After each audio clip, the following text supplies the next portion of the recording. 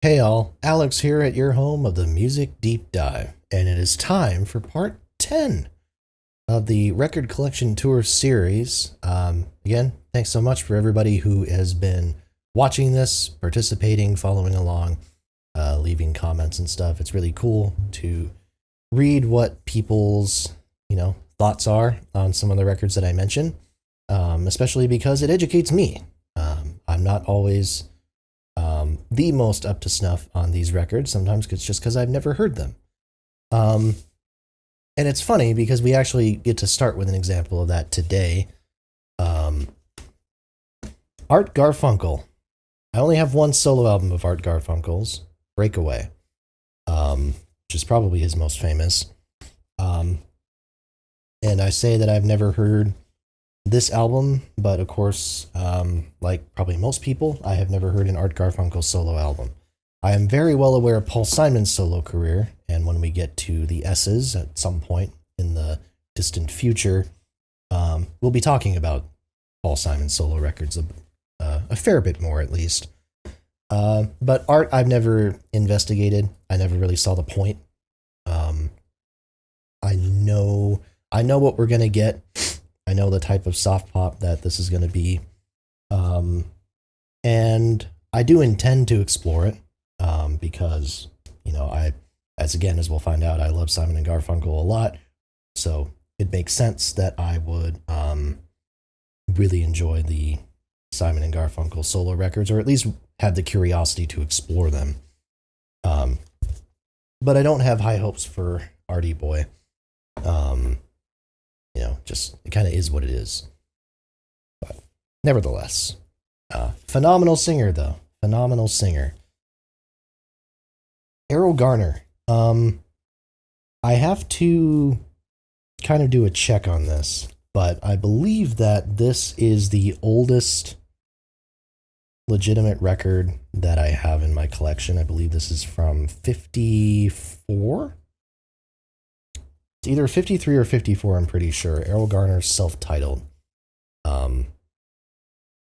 It's in bad condition. The cover is split to hell. I actually don't think the record is too bad. Maybe a little bit dinged up, but it's really cool just in the sense of it's a great album. Errol Garner is a phenomenal pianist, and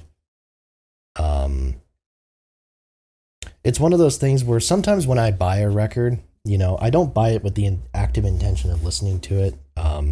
I will buy it sometimes just because it's a cool addition to the collection. So I know I could find a newer edition of this, probably at a relatively reasonable price. But I think the novelty of owning an original pressing or something close to it is what is attractive. And if I'm being honest, there's also a side of me that wants to save some of these like old junky records from the junk pile. I'm not a frequent vinyl listener. Which I may have mentioned in a previous video. I don't usually listen to a whole lot of records actively on like a record player. I am very much from a collector's mindset, but that's part of why I will often go that extra mile to get like a used album. So that way I'm kind of saving it from the junk heap, letting someone else have a decent playable copy, but at least at least I've added to my collection, and I've sort of,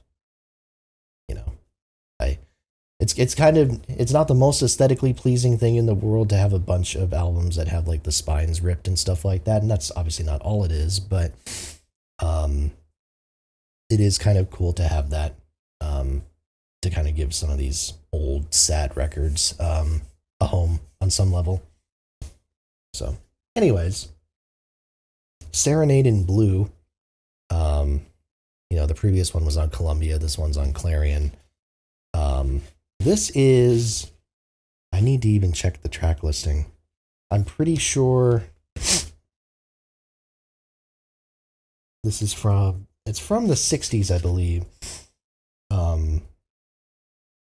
Early '60s, possibly from the very late '50s. But I'm not. I don't have a super great working knowledge of Garner's discography. I've heard a few albums. This is the only other one that I have. what's it called? The one at the beach, I think. I'm gonna Google it so that I'm not fucking up the information. Concert by the Sea. That's what I was thinking of. Yeah, that one I think is phenomenal. Probably the best one that I've heard. And I have it on CD. I just don't have it on vinyl at this point. But in any case, transitioning from jazz to prog rock, Genesis. This is interesting to me. My Genesis collection is a little bit all over the place. I don't have. I mean, there are several of the records that I would consider among the best Genesis albums that I don't own. Although I do own two of the very best for sure. This is not one of the ones I'm talking about, although it's great and this copy is in great condition. Foxtrot, really good condition copy for only being $7. The cover is like spotless. I don't think this is a repressing. I could be wrong, but I don't think it is. Foxtrot's strong. I think I don't choose a side in the Gabriel versus Collins debate, although I will say that the Gabriel debate, arguably has more impressive musicianship. I wouldn't say arguably. I think it's pretty fucking obvious that the actual musicianship is more impressive. And I think Foxtrot, maybe more than any of the other Genesis albums, really exemplifies that. But in any case, it's a great album. I do want to make effort on getting other Gabriel records from that period because I'm missing most of them. The one major exception being what I think is probably the best Genesis album, The Lamb Lies Down on Broadway, just because I think this is the most impressive achievement that they did. I'm a plebeian, by the way, because my favorite song on here is The Carpet Crawlers. But yeah, it's a grandiose kind of conceptual thing that's going on here. And I've never seen live footage from this period, although I really want to, just to get a sense of like what the stage shows were like. But to me, yeah, I think this is like the apex of kind of the craftsmanship angle, because we have kind of the technical side that I'm talking about with like Foxtrot, but this really, like, to me, brings forward what Genesis could do just as craftsmen of a musical statement, I guess, like as far as creating an album with theme, with flow, however you want to describe it. I don't think they ever did better than Lamb Lies Down. And I really love Selling England by the Pound, but I don't think it rates quite as highly for me. So then we get into the Phil Collins era, if you will. The first one of these that I own is And Then There Were Three from 78, I think. Yeah, 78. I really like this album. I really do. It's the first one that they're doing as a trio, essentially. Gabriel, Rutherford, and Banks. Not Gabriel, Collins, Rutherford, and Banks. And production-wise, I guess the production would be my main critique, because it does sound a little bit unbalanced as far as, like, I don't know if it's like the high frequencies are a little bit too shrill at times, or I don't know what it is, but it's never quite sat well with me in that sense. But damn, a lot of these songs are good. I think the first side of this record is absolutely fucking fantastic. And the second side, quite a bit weaker in comparison, but it does end with Follow You, Follow Me, which is remarkable. Undertow is a contender for my favorite Genesis song. It's super epic. You do have a lot of those synths that really add to the noise, so in a way, it's like one of the most obvious examples of what I have critiqued about this record, but I don't know. I don't mind it in that sense. It's so grandiose. It's so bombastic. I don't give a shit. Duke. Very, very good album. One that I don't sit with as much as some of the other Collins era records, and that probably should change. Part of that, I think, is just because I don't play a lot of these songs outside the context of the record as much. Um, I do think this is an album that works a lot better as a cohesive listen, even if it's not quite a conceptual album in the traditional sense. Not as much as something like Lamb Lies Down, anyways. But it is funny because Duke, I feel like Duke is most people's answer. Like if someone is criticizing the Phil Collins era of Genesis, someone will be like, well, no, I mean, Collins created some good stuff. Look at Duke. And Duke's not really what I go to. We'll get to what I go to in a minute.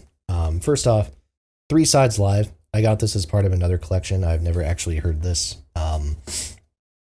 This is post Abacab Genesis during the 1981 tour, which, and Abacab is not one of my favorite Genesis albums. That's the only Phil Collins era Genesis record where I say no, I'm not gonna defend it. I never thought the songs on that one really rated compared to any of the others, but what do I know? It has been a while since I've heard it, so maybe it will grow on me. 12-inch single of Mama from the self-titled record, which is coming up in a second. I think Mama's a fantastic song. It's fucking demented. Absolutely fucking demented. And Collins, the guy can fucking sing. He can fucking sing. And he lets it all go in that really uncomfortable, steamy song. It's terrific. And this album is great too. Not the one I was referring to, as far as the album that I use as my counter argument for people saying the Collins era sucks. But it's damn strong. It's damn strong. The first 3 songs alone, I think, if they filled the rest of the album with shit, I would still probably say it's a passable record because Mama is great. That's All is fantastic, and I love Home by the Sea. Illegal Alien, I don't know. It's fine. It's fine. I don't mind it. Some people dislike it, but I don't really have a problem with that one. But I am an Invisible Touch defender, through and through. I think this is great. I think this is at the level of something like No Jacket Required. Also, fun fact, this particular copy, I'll sit with it for a second. This is actually a promotional copy. Turn to the back side, you can see the little language right there. Yeah, I don't know. I mean, it's side 1, you get 2 of their sharpest pop rock songs in the title track and Land of Confusion. Tonight, Tonight, Tonight is, it's reflective and really lengthy, and it's really fucking long. And I do think that this same type of idea will be done better in the next album with Driving the Last Spike. But I do still really like it. And I like In Too Deep. I really do. That one comes more out of the Phil Collins solo songwriting bank. But I do really like it. And the second half, anything she does is fantastic. Domino is great, Throwing It All Away, The Brazilian. I mean, yeah, seriously, I think everything is strong. I think this is a fantastic pop rock album. And to me, the clear highlight of the Collins era. What can I say? I think they're all equally strong, by and large. So, but what do I know? Maybe I'm just a poptimist. Solo Bee Gees records. I talked about my Bee Gees collection in one of the earlier videos, and I actually have, I think it's 3. Yeah, 3 solo Bee Gees records.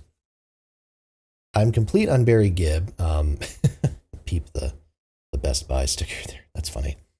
Now Voyager from 84, I believe.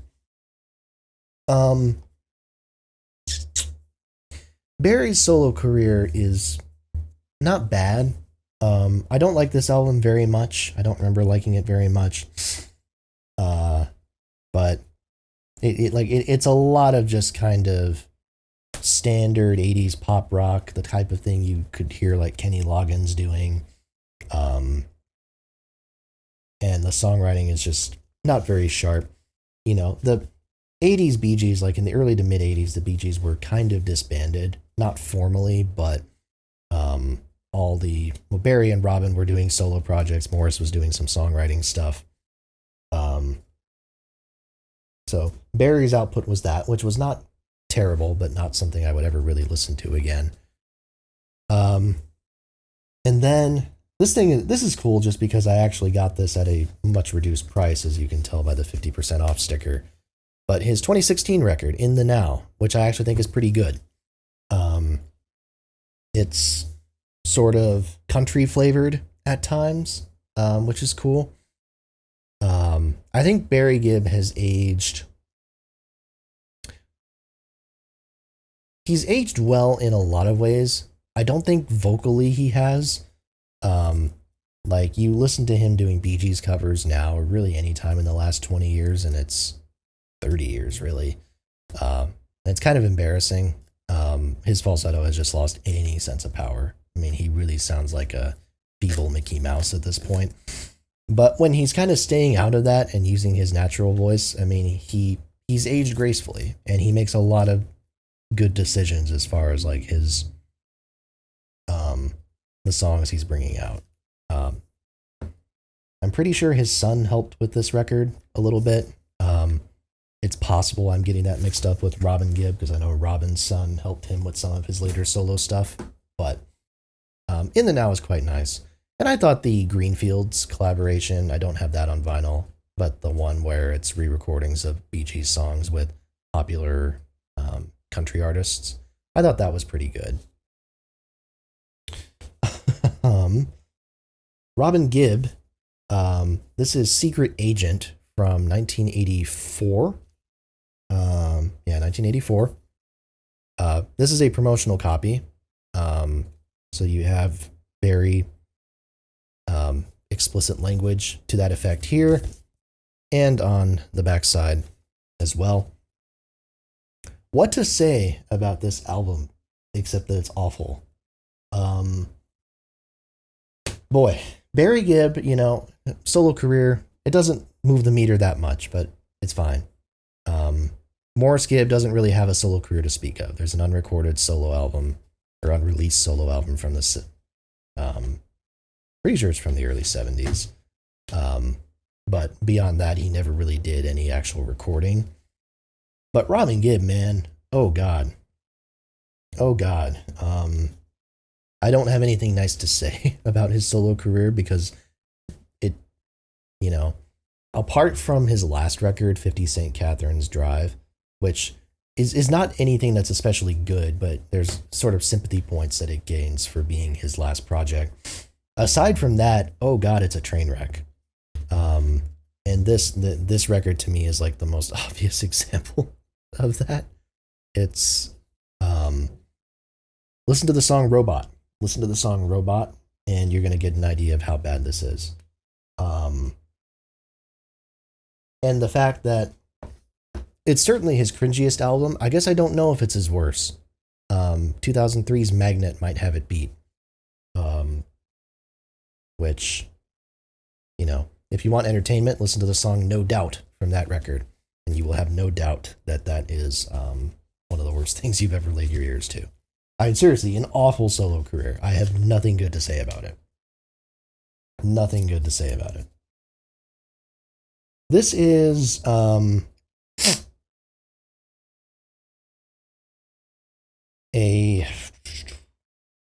trying to think. It's not a later Astrid Gilberto album. Although I do believe this was released after her self-titled record, so this is not her most famous piece. Rest in peace. I know she passed, can't remember how many months ago it was, but it was within the last year.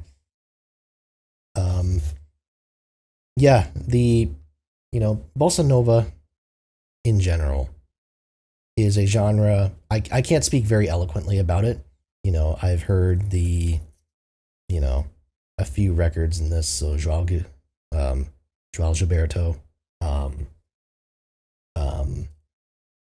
stuff like that. I've heard some of his solo projects, obviously his stuff with Stan Getz, and Carlos Jobim. I've heard some of his solo stuff. I've heard his stuff with Frank Sinatra. So very surface level knowledge in general. Okay, this is her third record, it says on the back. So I can't speak very eloquently about it, and I don't think I've heard this specific album, but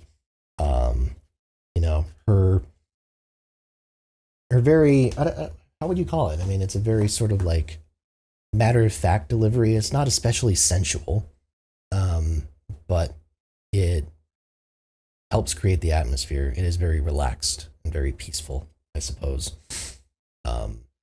And yeah, so I'm sorry. I wish I had more to say, but I think if I tried to make any sort of grandiose conclusions about that album or about Gilberto's place in the genre, I would look back on it later and be like, wow, I was horribly wrong. So I have a lot of respect for her and a lot of respect for the genre, and my intention is to educate myself more on it.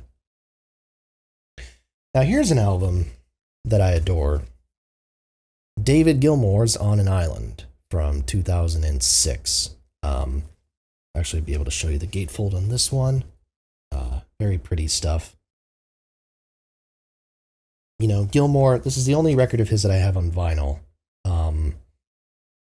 And it's interesting because I have some Pink Floyd, which I'll get to. Not that much, but I do have some Pink Floyd on vinyl. And I love a lot of their records. But this one, in a way, has connected with me on a level that I don't know that any individual Floyd record did. Not to say I'm saying this is better than Dark Side of the Moon or Wish You Were Here or The Wall or whatever have you. So put your pitchforks away. God damn it. But I've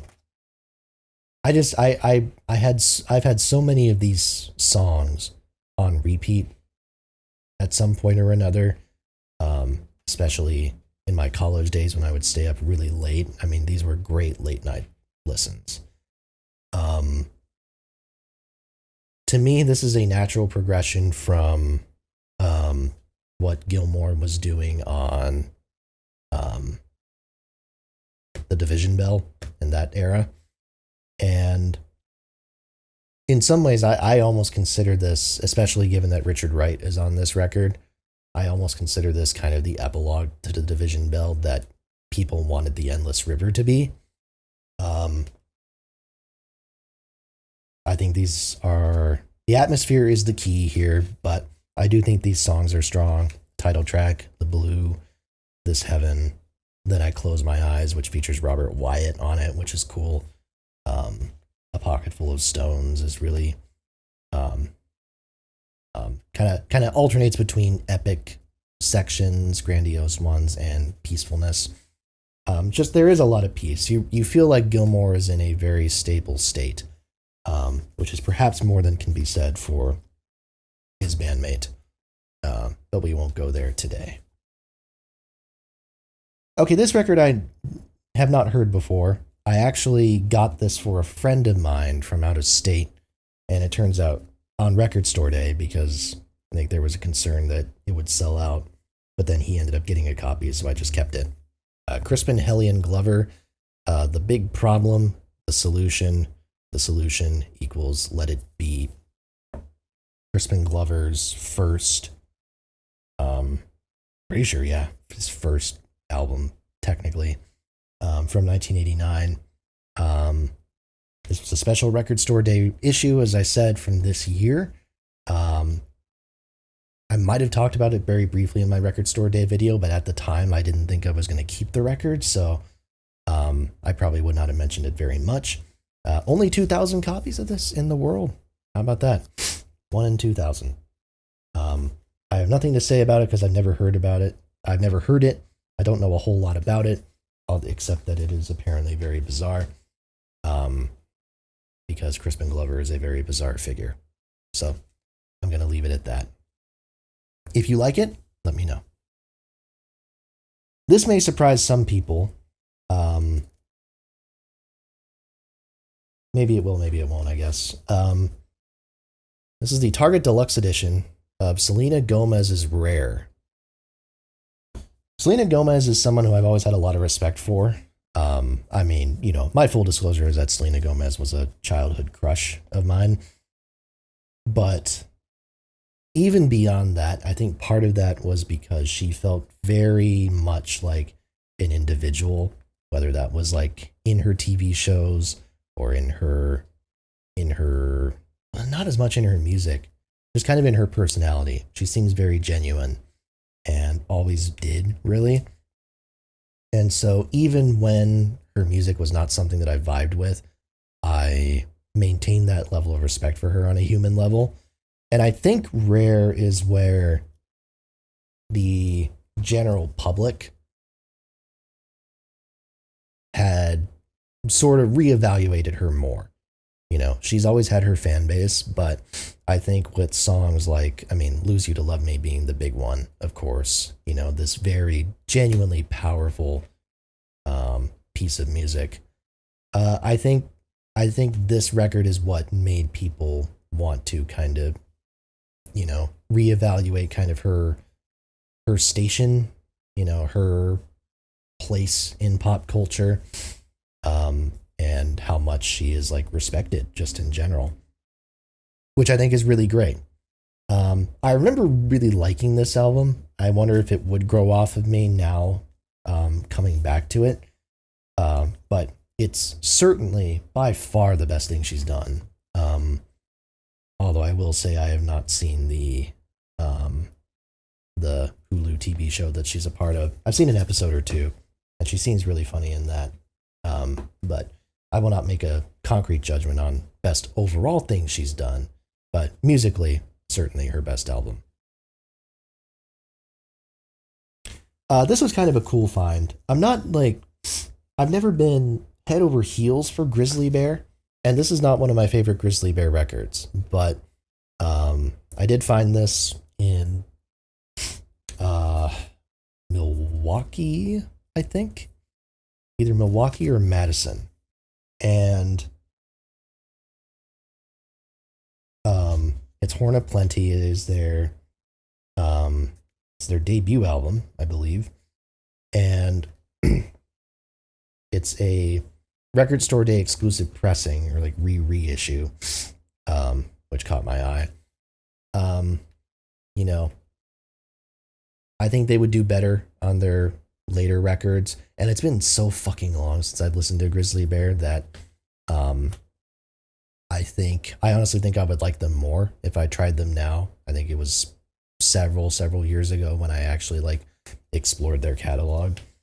But they're definitely more eccentric than something like a Fleet Foxes, which I think if you're less comfortable with that sort of thing is going to turn you off. But now, having heard like Animal Collective, and I love Animal Collective, I think it makes sense to give them a retry. So, not passing judgment yet, because I don't think I could on a very educated level.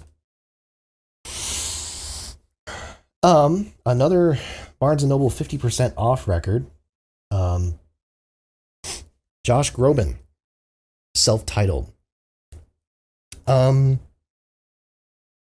This was released in 2001. It is his debut record. And Josh Groban is someone who, I think a lot of people, especially in the music community, are not very interested in his music. But I think he's someone who just as a person seems to command a lot of respect. Not because he's like this above everyone else talent. Far from it. It's because he's a very gifted vocalist who is very willing to put himself in like awkward or unique situations. And is also very self-deprecating. Like, he comes off so well in every interview that I see of him that, even though it's one of those things where he's like, okay, he was handpicked by David Foster, he's kind of, born to be a star sort of thing. You can't really resent him. It's really hard to once you see him talking and see how personable he is or seems to be. This album, I do really like this record, if I'm being honest. This was a reissue from, I think 2021. I think it was a 20th anniversary thing. first time on vinyl. And you know, there's a lot of kind of adult contemporary tricks and things like that that come on this record. Um, so it's you could probably argue it's production wise it's a little bit generic, a little bit bland. Um, and sometimes his vocals are not mixed as forward as you would expect them to be, but you know, when it's done properly and when he really like gets into a performance, it's fantastic. You know, a la luce de sol, to where you are, allégate, and the best vocal on the album, Let Me Fall, from Cirque du Soleil.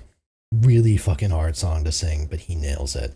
Um, so yeah, I'm happy to have it, and it's actually, I think, one of the rarer records in my collection because not a whole lot of people have bought it. Um, I do want to get the follow up, the record after it, the name of which escapes me, because I do remember preferring that one slightly, but that one is a little bit hard to find on vinyl now. Vince Guaraldi time, and we're almost near the end. I love the Vince Guaraldi trio. I have always adored it. This is music that I grew up with as a kid. The first one that I'm showing here is actually A Boy Named Charlie Brown from 1963. The soundtrack to the original CBS documentary. Um, um, so, just to clarify, this is not the film A Boy Named Charlie Brown, which would come out a few years later. This is the soundtrack for the documentary, which, see, they advertise it as CBS's the CBS television special, but it never got to air, which is interesting.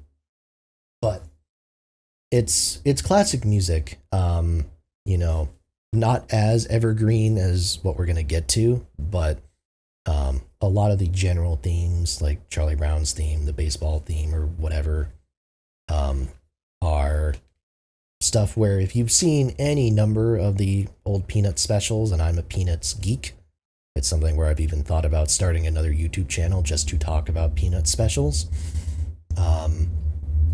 That I've seen every special, I know all these themes super well, and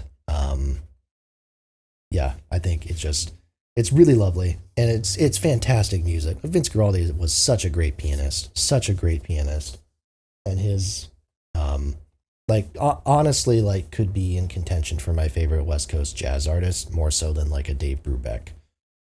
Um, and really, that's because of this. Um, just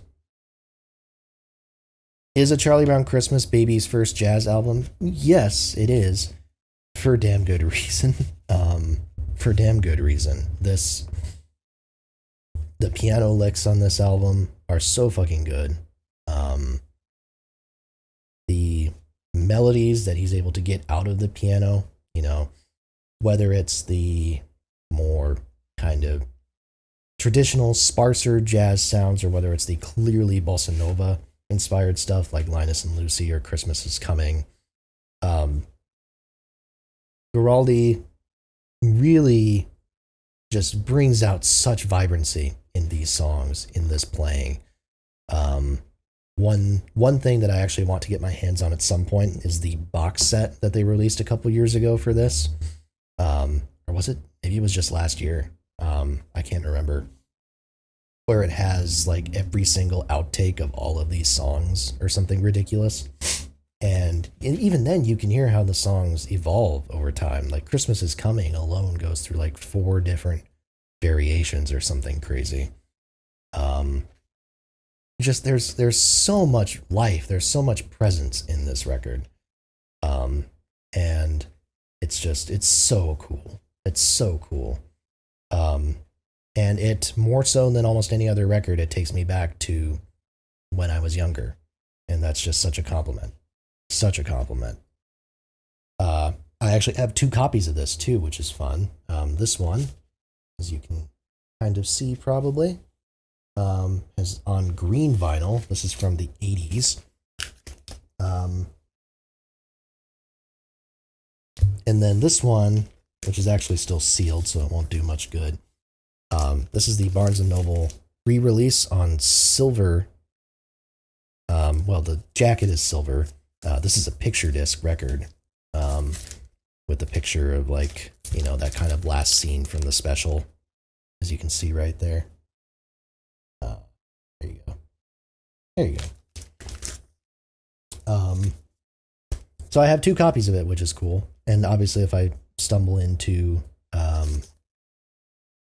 another copy that looks like it stands out enough, then I'll get that. I want to get my hands on the It's the Great Pumpkin Charlie Brown soundtrack at some point. I have that one on CD. They just re-released that, which was a big deal because they, you know, that soundtrack is iconic in its own way because that was like the next major special after Charlie Brown Christmas, but it was never released officially because the original master tapes were considered lost, I think.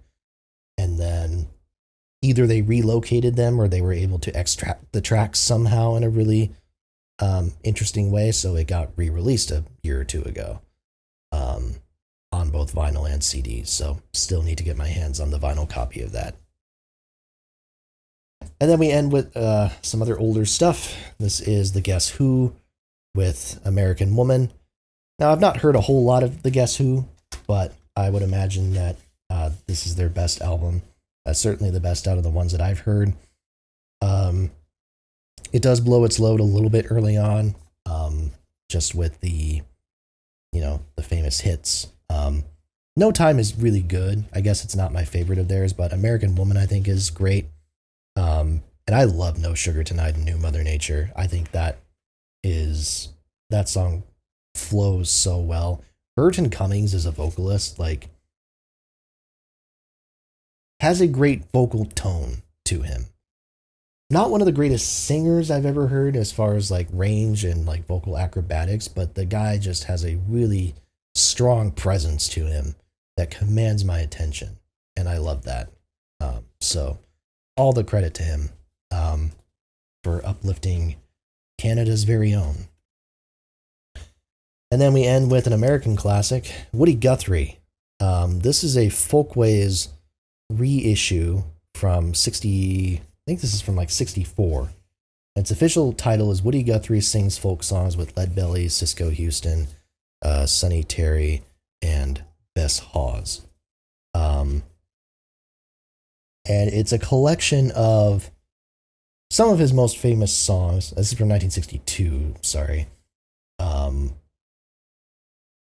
It's a collection of some of his most famous individual recordings, a lot of which I believe are from the late 40s and early 50s. So you're not getting like Dust Bowl ballads type stuff here. It's more kind of either late war or post-war stuff. And I actually got this as part of another record collection. It's a really cool thing. It's cool to have any sort of Folkways record, and I do want to get more of these because, number one, the importance of them. I mean, I've been listening to a lot of older blues stuff lately, and you know, the work that, you know, the Library of Congress and people like that were doing to archive this stuff is truly remarkable. And yeah, and then just the aesthetic of the record too. I think it's just really cool. It feels, you know, it's got a sort of, you know, nice feel to the touch. But yeah, it's cool to have something. I don't think I have any Pete Seeger, or like Weavers, Almanac Singers, that sort of thing. But I do want to try to find a copy of Dust Bowl Ballads. I'm pretty sure it's been reissued enough to where there's a copy out there I could find. But yeah, that's all I got for you today. So I really hope you enjoyed. I believe that officially took us out of the letter G. So, you know, we're cruising along. Letter H coming up in part 11 and beyond. I thank you so much for watching these. Please make sure, as always, to like, comment, and subscribe. More reviews and collection videos to come. Tell a friend as well. And until next time, I will see you right here at your home for the Music Deep Dive.